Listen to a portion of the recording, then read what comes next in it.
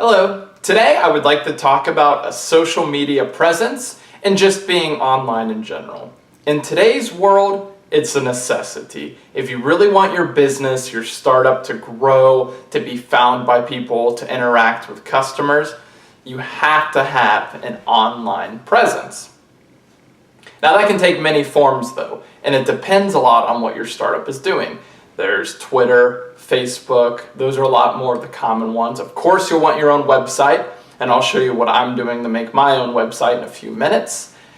There is Instagram, if you have a very visual business. LinkedIn, sometimes you can interact with people really well. Pinterest is huge. Reddit, you kind of have to decide, again, and this should come after your customer discovery, once you really know what your ideal customers are. What do they use? How do they live their lives? You know, say you're marketing to younger teenagers and they're on Instagram all the time. You're gonna wanna be on Instagram, so that's huge. An example in my case, I do have a Facebook for my cooking channel, I have a Twitter, and I even created a Reddit account so I could comment and eventually post my videos. And again, I think being critical is super important as you begin to develop your startup because your time is so valuable. And same for the people who work for you. Time is limited, and so is your money. So you really got to do what makes sense and what seems to be effective. So in my case, Facebook, a lot of people weren't liking it or finding it. I don't think there was a lot of strangers going out of their way to find new company pages on Facebook to like. At least not in my case. So I scaled back my posting on Facebook, and I only did it about once a week. Reddit was kind of the same thing. Some people were giving me karmas, what they call it. They were upvoting me on Reddit, which was fine, but again, I don't really think that was drawing a lot of people to my website. Twitter definitely, for me, had the most success. I've noticed, at least with me on Twitter, it seems like for every 5 people you follow, you'll get about 1 follower back. Now, I'm not saying you should just go out there and constantly follow tons of people. That's a strategy that a lot of bots do, or a lot of just pure marketers do. And it can be effective, but I think you should focus more on following people that are in line with your goals and the strategy of your startup. So for me, I followed chefs, restaurants, all things food related, because that made sense. So I think as people began to follow others on Twitter, they would see me linked to a lot of food sources. And so far I just hit 100 followers. And a decent amount of them are food involved. Of course, you always get the ones who say, check out my webcam shows, or I can help entrepreneurs, or we're a marketing company. Fine. But if you're following what you're in business doing, you're gonna get a substantial amount of followers interested in the same thing. And I make sure I kind of have a schedule with tweeting. I try to tweet at least once, if not twice a day. And you shouldn't just be constantly posting things that are useless. Keep in line with your value proposition. So because mine is all about cooking, I like to post about food facts, recipes, tips, and tricks. And I will occasionally post a link to my video because I don't want to just seem like I'm constantly self-promoting.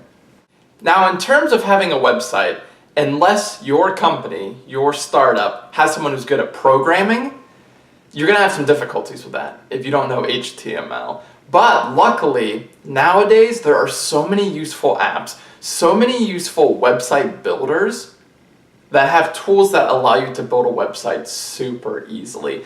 And definitely do a little bit of research when you're looking for your website. Domain name is super important. So my website is beginningcooks.net.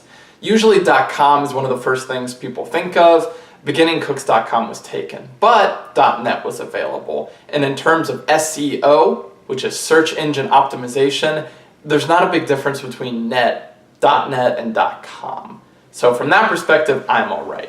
And it's a catchy enough name that I can begin linking it. And that's another thing I would recommend. If you're on Twitter or Instagram or Snapchat a lot, link all your channels so that you can really get your customers involved as much as possible.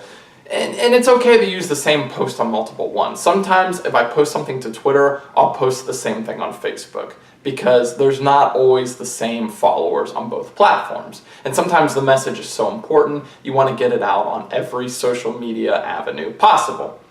Now, when it comes to website builders, one that I liked a lot that I've been using recently is called Wix. So I got a good discount code and I bought a 1-year subscription to their service. I got a free domain out of it, which allows me to have the beginningcooks.net. and it's really nice and classy looking of a website. So I'll kind of show you how I'm developing the website. So I figured I would just roughly show you directly off of my computer how great a tool Wix is. They have all sorts of templates that you can change for whatever needs you have. So I used originally a template for like an online food store, but I'm beginning to change everything. So you can see I wrote beginning cooks. I threw my logo in here. They allow you to drag and drop everything. So I can grab this whole container and begin moving it around if I wanted to. And they have lines that pop up to help you center things. And I'm not getting endorsed at all by Wix. I just think it's a great tool. You can drag and drop videos and very quickly click the video. You can change the link, the settings. You can change where it's linking. You have these options at the top to edit different pages. This toolbar came built in. So you kind of have to determine what's important and really what do you want your customers to see when they land on your page. So I've got my home, which shows my brand, has my brand name, has my logo, has my YouTube trailer video. Then you can go to about, and I have just an image. I recommend too, don't use the stock images the site provides. A lot of them are nice, but you want it to be unique. You don't want it to be super obvious. You're just taking a mold and putting a fresh coat of paint on it. So I'm going to be doing a couple photo shoots to really get a lot of my own photos. I have an intro about why I'm doing this, and then again, cross-linking all the platforms I'm on. So I've got my Twitter, my Facebook, YouTube, so I thought what was really important was having a home page and about. My videos, because again, that's how I want to make money eventually, is advertising through videos. So I say over 150 ways to learn from my mistakes, because I try to be very humble about my cooking. So I show some of my more popular videos. I show some of my newer ones that have the nicer thumbnails that are in HD. Then I just kind of highlight some ones that are intense, but that I learned a lot from. And then again, I say see the rest on YouTube, and I provide a link again. What's great about this though is that I can add more and more categories, because eventually I do want this site to have a lot of my videos. I think it's important too to make your contact very easy, and I haven't gotten to that point yet. So you can kind of see the blank Wix template before I edit it. So yeah, so originally this was just for like a fake, food store website called Good to Eat. I'm not going to put in a map because I'm an online presence, but I might have something that says email. Perhaps if I get a business phone at one point, call. Because I think it's important that people can contact and reach out. You really need to be in touch with your customers continuously. Again, bridging on that idea of customer discovery. And I have a collaboration too. That's common for a lot of people on YouTube. Maybe I want to do a shout out to someone else's video and they can do a shout out to mine. So really find a tool like Wix or Squarespace or one of those and really begin to build your website and connect it to the social media that your users, your customers are on. That is going to really help grow your user base. So thank you so much for watching. Eventually I want to have a video where I go over in detail more about your business plan, which is really just like an increased version of your value proposition. I want to talk about types of funding, although that's not going to apply to me. Hopefully with you, if you're lucky enough and you want to grow rapidly, you can have access to the different types of funding. I also want to have a video eventually on registering your company as an LLC, the different types of corporations. I'll probably register mine as an LLC just to say I officially have registered my business, because otherwise it's not a legal entity. And that's important. I'd also like to point out with social media, there are so many great apps, whether free, subscription-based, free at the base level, more expensive at the pro level. Regardless, so many great apps that can help you with social media. An example of one that I'm starting to get into is called Hootsuite, and it's supposed to help you manage a lot of your different social media platforms. What's going to be useful about it for me specifically though, is if I go on vacation or I get really busy with a certain project, you can put in tweets and it will tweet them at a preset basis. So you don't actually have to actively be the one tweeting at a certain hour of the day.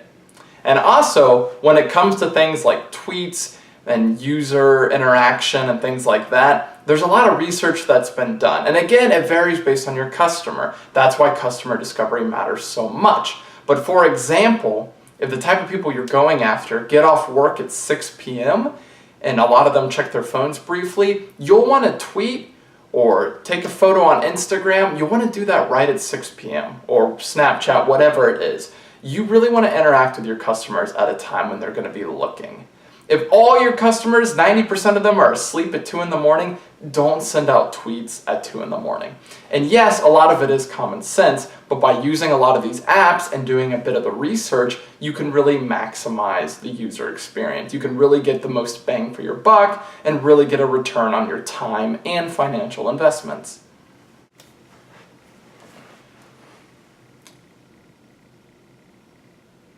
So thank you so much for watching. I hope you really enjoy my blogs. I'm probably going to do 10 or 15 this summer, each detailing a different step in the entrepreneurship process. So please, if you like this video, subscribe and just follow along on my journey, and hopefully you can learn a little bit from these videos.